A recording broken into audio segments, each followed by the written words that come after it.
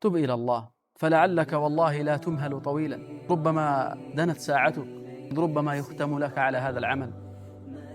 يا أخي، أتستخفي من الخلق؟ لا تستحي من الخالق.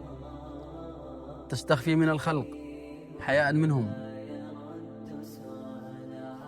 ولا تستحي من الله تبارك وتعالى الذي خلقك، الذي أوجدك، الذي أكرمك بشتى أنواع النعم.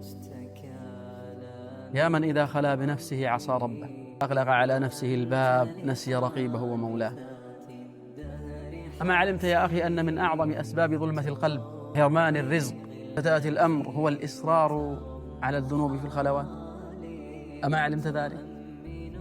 اعلم أخي أن العبد حين يستتر عن أعين الناس ويغلق عليه بابه، يطفئ أنواره وينطلق في معصية الله تبارك وتعالى، يكشف ستره عند الله ولو لم يراه أحد من خلقه.